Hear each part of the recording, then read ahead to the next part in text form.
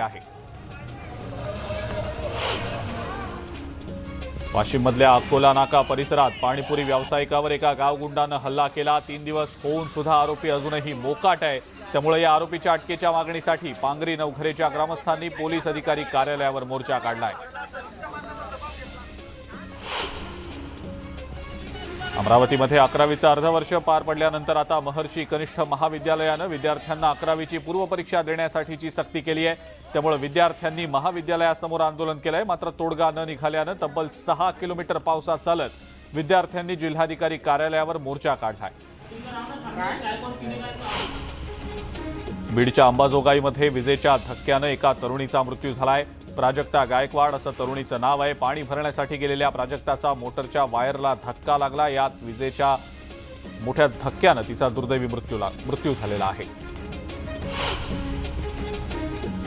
शिर्डीतल्या सुरक्षेच्या पार्श्वभूमीवर police action मोडमध्ये आलेत। भिक्षेकरी मुक्त शिर्डीसाठी आतापर्यंत सुमारे 40 जणांची बेगर होममध्ये रवानगी करण्यात आलेली आहे। तर भाविकांची लूट करणाऱ्या 18 दलालांवर कारवाई करण्यात आली आहे। गोंदिया शहराचं लवकरच ड्रोनद्वारे भूमापन सर्वेक्षण केलं जाणार आहे। 75 वर्षांपासून शहरात भूमापन सर्वे झालेलाच नाही। त्यामुळे भूमाफियांना आळा घालण्यासाठी ड्रोनद्वारे भूमापन सर्वेक्षण केलं जाईल। गोंदियातल्या आमगाव पंचायत समितीच्या प्राथमिक शाळेतील पोषण आहारात अळ्या सापडलेल्या होत्या। न्यूज 18 लोकमतनं ही बातमी लावून धरल्यानंतर शिक्षण विभागाकडून याची दखल घेतली गेलेली आहे। शिक्षण अधिकाऱ्यांनी शाळेत चौकशी केली असून या संदर्भात आता दोषींवर कठोर कारवाई होईल असं आश्वासनही दिलं गेलंय। शिक्षक दिनाचं औचित्य साधत मुख्यमंत्री एकनाथ शिंदेंनी व्हिडिओ कॉन्फरन्सिंगद्वारे राज्यातल्या शिक्षकांशी संवाद साधला। यामध्ये वाशिम जिल्ह्यातल्या जिल्हा परिषद आणि खासगी अनुदानित शाळांमधल्या 13 शिक्षकांनी मुख्यमंत्र्यांशी संवाद साधलाय। मधुमेह झालेल्या रुग्णांना दिलासा देण्यासाठी राज्य सरकारच्या माध्यमातून मधुमेह आजार हटाव मोहीम राबवणार असल्याची माहिती आरोग्यमंत्री तानाजी सावंत यांनी दिलेली आहे। पंढरपुरातल्या पत्रकार परिषदेत बोलताना त्यांनी स्वाईन फ्लू, डेंग्यू आणि मलेरिया या साथीच्या रोगांवर नियंत्रण मिळवण्यासाठी आरोग्य विभाग काम करत असल्याचंही म्हटलंय। वर्षानुवर्ष आपल्या मागण्यांकडे सरकार दुर्लक्ष करत असल्यानं अकोल्यामध्ये निषेध मोर्चा काढला गेला। राज्य खासगी शिक्षक संघटनेच्या वतीनं अकोला जिल्हाधिकारी कार्यालयासमोर शिक्षक दिन हा निषेध दिन म्हणून साजरा करण्यात आला। अमरावतीमध्ये महावितरणचा भोंगळ कारभार उघड झालाय। वडाळीत रवींद्र डोंगरे यांच्याकडे मीटर नसताना सुद्धा त्यांना 1600 रुपयांचं वीज बिल पाठवलं गेलंय। या प्रकरणी प्रहार जनशक्ती पक्षाच्या वतीनं महावितरण कार्यालयात भीक मागो आंदोलन करण्यात आलं। परभणीमध्ये महिन्याभराच्या विश्रांतीनंतर पावसानं जोरदार कमबॅक केलंय। पावसामुळे परिसरात गारवा निर्माण झालाय। उकाड्यामुळे हैराण झालेल्या नागरिकांना दिलासा मिळालाय। बीड जिल्ह्यातही पावसानं जोरदार कमबॅक केलंय। परळी, केज, आष्टी या तालुक्यांमध्ये जोरदार पाऊस झालाय। पावसामुळे मान टाकलेल्या खरीप पिकांना मोठं जीवदान मिळालंय। हिंगोली शहरासह आजूबाजूच्या भागातही जोरदार पाऊस झालाय। पावसामुळे सखल भागात पाणी साचल्यानं नागरिकांची तारांबळ उडाली आहे। तर दुसरीकडे सोयाबीन पिकांना मात्र जीवदान मिळालंय।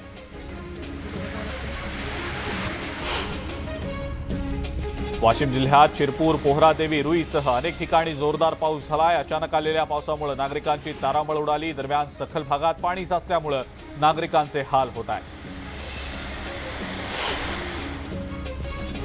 बुलढाण्यातल्या नांदुरा तालुक्यातल्या महालुगी गावात विजेच्या धक्क्यानं बैलजोडीचा मृत्यू झालाय। शेतीचं काम करत असताना महावितरणच्या तारेचा शॉक लागून 2 बैलांचा मृत्यू झाला। त्यामुळे शेतकऱ्यावर मोठं आर्थिक संकट कोसळलंय। कोल्हापूरकरांनी यंदा सुद्धा गणेश मूर्ती पर्यावरणपूरक पद्धतीनं कृत्रिम कुंडात विसर्जन करत मूर्तीदानाची परंपरा जपली आहे। पालिकेच्या वतीनं शहरात 180 पर्यावरणपूरक विसर्जन कुंडांची निर्मिती केली गेलेली आहे आणि त्या कुंडांमध्ये हे विसर्जन करण्यात आलं। आपल्या लाडक्या बाप्पाची मनोभावे सेवा केल्यानंतर रायगडकरांनी त्याला भावपूर्ण निरोप दिलाय। 5 दिवसांच्या गणपतींचं वाजत गाजत विसर्जन झालं। सामूहिक आरती झाल्यानंतर नदी, तलाव तसंच समुद्रात गणरायाच्या मूर्तींचं विसर्जन झालं।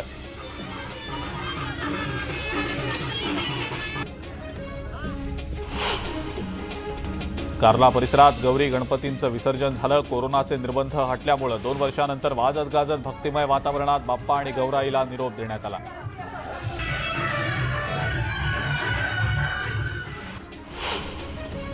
खेडमध्ये भावपूर्ण वातावरणात बाप्पाला निरोप देण्यात आला। 10,602 घरगुती तर 3 सार्वजनिक बाप्पांना निरोप देण्यात आला।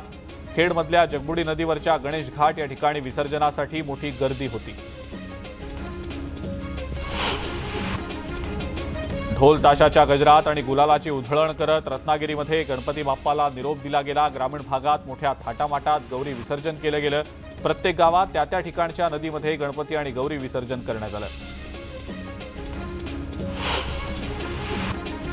रत्नागिरीमध्ये ढोल ताशांच्या गजरात घरगुती आणि सार्वजनिक मिळून सुमारे 1 लाख गौरी गणपतींना निरोप देण्यात आलाय। फटाक्यांची आतषबाजी आणि गुलालाची उधळण करत बाप्पाचं विसर्जन करण्यात आलं। मिरवणुकीदरम्यान कोणताही अनुचित प्रकार घडू नये याकरता मोठा पोलीस बंदोबस्त होता।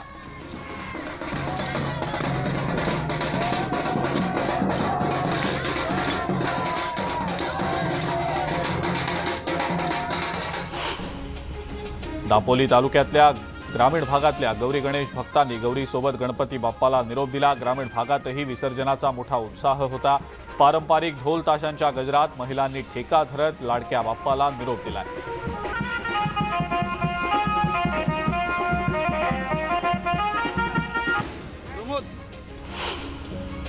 बीडमध्ये लिंबा गणेश गावात 250 वर्षांपासून 13 गावांसाठी एक गणपती अशी आगळी वेगळी परंपरा आहे। विशेष मातीपासून तयार होणाऱ्या मोरावरील गणेश मूर्ती ही पूर्णपणे इको फ्रेंडली आहे। 5 दिवसांच्या उत्सवाची पारंपरिक लोकवाद्याच्या गजरात मिरवणूक काढून सांगता झाली आहे। सोलापुरात आरोग्यमंत्री तानाजी सावंत यांनी लेझिमवर ठेका धरला। थोरला मंगळवेढा तालीम गणेशोत्सव मंडळाला त्यांनी भेट दिलेली होती। यावेळेला त्यांनी लेझिम खेळण्याचा आनंदही लुटला।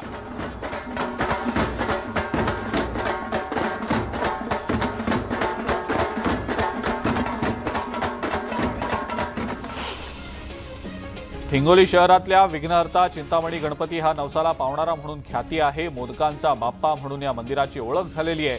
राज्यभरासह परराज्यातले भाविक सुद्धा मोठ्या संख्येने इथं नवसाचा मोदक घेण्यासाठी येतात। यंदा अनंत चतुर्दशीला मंदिर संस्थांकडून 3.25 लाख मोदकांचं वाटप केलं जाणार आहे। बुलढाण्यातल्या खामगावात कोट्यवधी रुपयांच्या आभूषणांनी नटलेल्या गणरायाची स्थापना करण्यात आलेली आहे। खामगावच्या दालफैल भागातल्या राणा गणेश मंडळाच्या गणेश मूर्तीवर 70 किलो चांदी 2.5 किलो सोन्याची आभूषणं आहेत।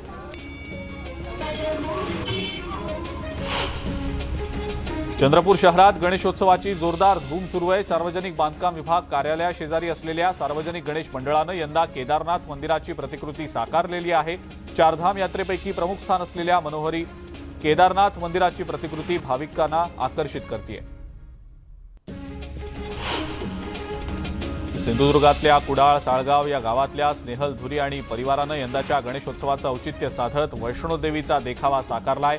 हा संपूर्ण देखावा इको फ्रेंडली असून स्पंज आणि कागदाचा वापर या देखाव्यासाठी करण्यात आलाय। हा देखावा साकारण्यासाठी त्यांना 2 महिन्यांचा कालावधी लागला। हा देखावा पाहण्यासाठी नागरिक मोठी गर्दी करतायत।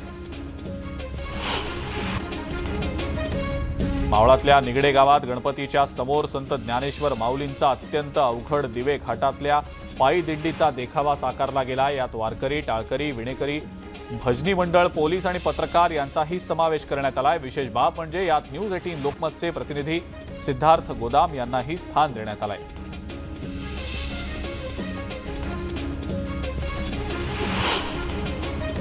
रावेरकरांचं ग्रामदैवत असलेल्या पाराच्या गणपती मंदिरात भाविकांनी दर्शनासाठी गर्दी केली आहे। या ठिकाणी मध्य प्रदेशमधले भाविक सुद्धा मोठ्या संख्येनं दर्शनासाठी उपस्थित होते।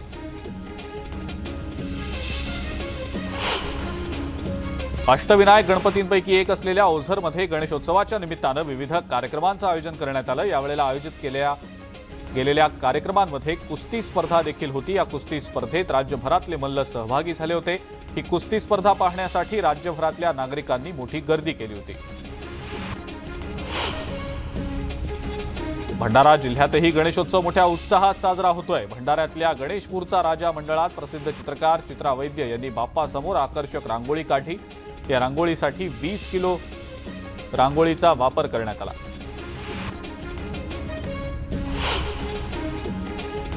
पिंपरी चिंचवडमध्ये मोरया मित्रमंडळानं किल्ले रायगडचा हुबेहूब देखावा साकारलाय।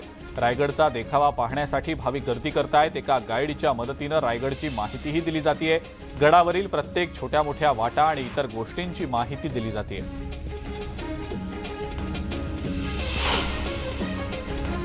बुलढाणा जिल्ह्यातल्या खामगावच्या सराफा परिसरातल्या संगत गणेश मंडळानं गणेशोत्सवाच्या देखाव्यातनं पक्षी वाचवा हा संदेश दिलाय। गणेश मूर्तीच्या हातांवर आणि आजूबाजूला पक्षी दिसून येत आहेत। हा देखावा पाहण्यासाठी लोक मोठी गर्दी करतायत।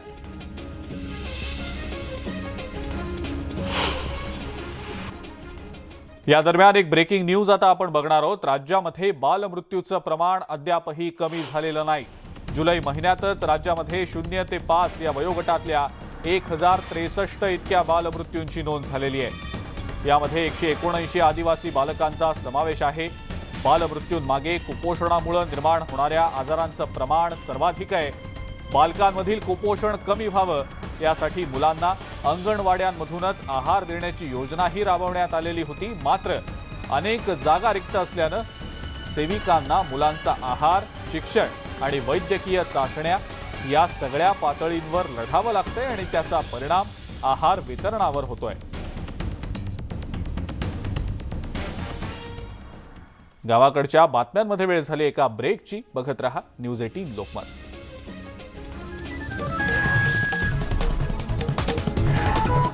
ब्रेकनंतर आपल्या सगळ्यांचं पुन्हा एकदा स्वागत। यानंतर एक महत्त्वाची बातमी आपण बघणार आहोत, ती म्हणजे शिक्षक दिनी आमदार प्रशांत बंब यांनी शिक्षकांच्या विरोधातला संघर्ष सुरूच ठेवला।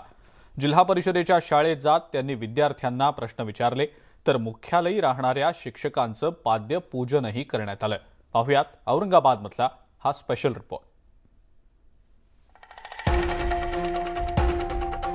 शिक्षकों के बारे में ये अपने टीचर महोदय ना, इनके बारे में कौन सा दिन है? तो बड़ा लोग क्या लिखा है? 3 और 8 मिलके कितने होते हैं? शिक्षकाप्रमाणे प्रश्न विचारून प्रशांत बंब यांनी झेडपीच्या शाळेतील शैक्षणिक गुणवत्ताच दाखवून दिली। एकदम साधे प्रश्न आहे। आपल्या जिल्ह्यामध्ये तालुके किती सगळे? आपल्या राज्याची राजधानी कोणती आहे? माहित नाही? मुख्यमंत्री महोदय कोण आहे? फडणवीस साहेब आपले उपमुख्यमंत्री महोदय बेटा। मुख्यमंत्री महोदय कोण? तू सांग रे बेटा। विद्यार्थ्यांना बेसिक प्रश्नांचीही उत्तरं देता आली नाही। त्यानंतर बंब यांनी शिक्षकांकडे मोर्चा वळवला। शिक्षकांनाही त्यांनी प्रश्न विचारले। एकाच शाळेतील 27 पैकी केवळ 4 शिक्षक मुख्यालयी राहत असल्याचं यावेळी स्पष्ट झालं। वाळुंज परिसरात सर्व सोयी सुविधा असतानाही शिक्षक औरंगाबादला राहत असल्याचा आरोप बंब यांनी केला। 54 शिक्षकांपैकी फक्त 3 जण मला मुख्यालय आढळले। नंबर 1, यांचं म्हणणं काय होतं, हे जे राज्याला दाखवत होते की आम्हाला आतमध्ये फार गावात राहावं लागतं, आम्हाला सोयी सुविधा भेटत नाही। म्हणजे बघा, ते कालांतराने टप्प्यानंतर स्वतःच्या सुखसोयीवर आले। नंबर 1, जेव्हा की लोक राहतात ना तिथं, 1500 लोक राहतात, ते कसं काय राहतात मग तिथं? विशेष म्हणजे शिक्षकांनीच शिक्षक दिन साजरा केला नाही आणि ड्रेस कोडही पाळण्यात आला नाही। त्याविषयी मुख्याध्यापिकेनं दिलगिरी व्यक्त केली। सर्वप्रथम तर आम्हाला आनंद झाला की आज शिक्षक दिनी त्यांनी आम्हाला सर्वांना पुष्पगुच्छ देऊन आमचं स्वागत केलं। ड्रेस कोड आहे, तर आज म्हटलं शिक्षक दिन आहे, त्याच्यामुळे म्हटलं आज आमचा सणच असतो, त्याच्यामुळे तो आम्ही केला। ती माफी मागितली सरांनी, म्हणजे दिलगिरी व्यक्त करतो, आम्ही यायला पाहिजे होतं। शिक्षकांच्या वर्तणुकीवरती आक्रमक भूमिका घेणाऱ्या प्रशांत बंब यांनी मुख्यालयी राहणाऱ्या शिक्षकांचं पाद्यपूजन केलं।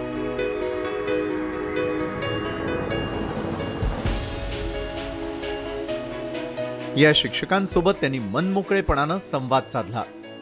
आता इथं राहूनच अध्यापन करते सर। आता माझे सर्व्हिसचे 22 वर्ष झाले, तेव्हापासून मी खेड्यातच राहते आणि माझे विद्यार्थी जे मी शिकवलंय सर, त्यांचं मी आतापर्यंत इंजिनियर, डॉक्टर पर्यंत माझे विद्यार्थी गेले। एकदम साधे प्रश्न आहे। आपल्या जिल्ह्यामध्ये तालुके किती सगळे? आपल्या राज्याची राजधानी कोणती आहे? मुख्यमंत्री महोदय कोण आहे? आमदार प्रशांत बंब यांनी उपस्थित केलेले प्रश्न अनेकांना स्टंटबाजी वाटतील, मात्र शिक्षणाच्या गुणवत्तेची अवस्था हा मुख्य प्रश्न आहे आणि त्यात सुधारणा करणं गरजेचं आहे। सुधारणा लगेचच होणार नाहीत, मात्र त्या अशक्यही नाहीत, हेही तितकंच खरं। कोण सांगू शकतील आजच्या मुख्यमंत्र्यांची नावं? आजचे व्हिडिओ जर्नलिस्ट सुधीर जाधवसह सिद्धार्थ गोदाम, न्यूज 18 लोकमत, औरंगाबाद। आणि या सगळ्या महत्त्वाच्या बातम्यांसोबतच गावाकडच्या बातम्यांमध्ये वेळ झाली इथंच थांबण्याची. ताज्या बातम्या आणि अपडेट्ससाठी बघत राहा फक्त न्यूज 18 लोकमत.